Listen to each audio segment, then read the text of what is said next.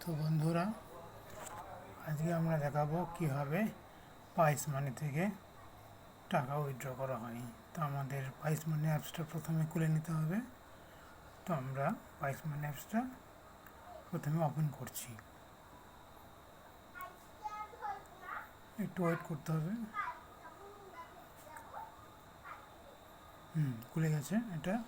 এবার এখানে আমার আইডি যেহেতু দেওয়া হয়েছে, খালি পাসওয়ার্ডটা এখানে ইনপুট করতে হবে। তো এখানে টার্ন অন করতে হবে লোকেশনটা। ওকে, তো এখানে আমরা পাসওয়ার্ডটা দিয়ে দেবো। তো এখানে পাসওয়ার্ড আমরা দিচ্ছি। পাসওয়ার্ড দেওয়ার পর একটা লগ ইন করে নেব। দেখুন এখানে একটা ওটিপি যাবে,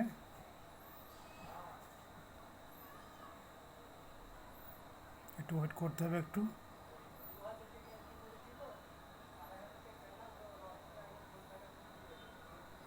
এখানে অ্যালাউ করে দেবো।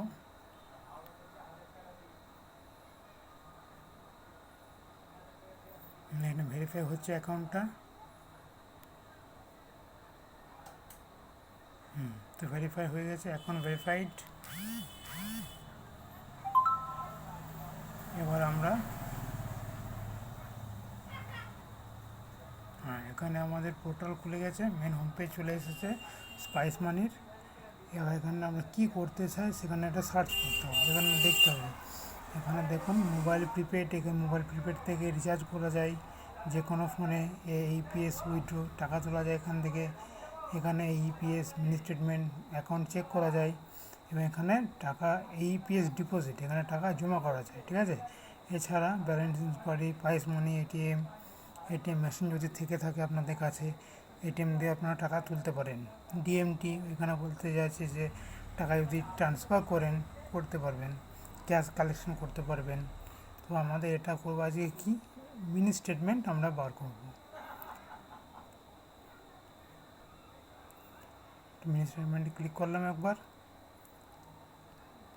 তো খুলে গেছে এটা। আর দেখুন, এটা আগে অ্যাকাউন্ট আধার বেসড অথেন্টিকেশন, এটা প্রথমত আপনাকে করতে হবে। প্রতিদিন আপনাকে যখনই প্রথম খুলবেন আপনার এই পাইস মানি আইডি মানে পোর্টাল, তখন আপনাকে প্রথমে আধার বেসড অথেন্টিকেশন করতে হবে। তো আমরা করে নিচ্ছি এখানটায়। এখানে আমরা ফিঙ্গারপ্রিন্টটা লাগিয়ে নেব, মন্ত্রা L1। তো লাগিয়ে নিচ্ছি। দেখুন দেখুন এখানটায় আমরা কীভাবে করি, একটু ওয়েট করুন দাদা। আমি একটা সেটিং করে নিয়েছি, এবার আমরা এখানটায় প্রসিড করব। অ্যাকসেপ্ট টু আদার কন্ডিশন, এটা টাচ করার পর চেক মার্ক করার পর স্ক্যান ফিঙ্গার করতে হবে। ওকে, এটা ওকে করে নেব।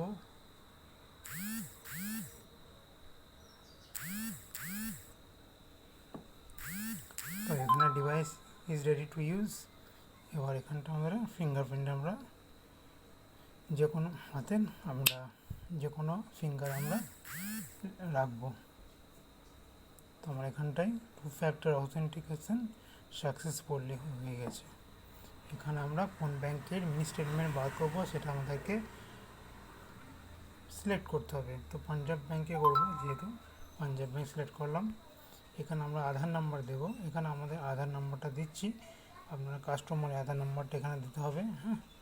দেওয়া যাচ্ছে এখানটায়, এটা হাইড করে নিই। 31, সরি,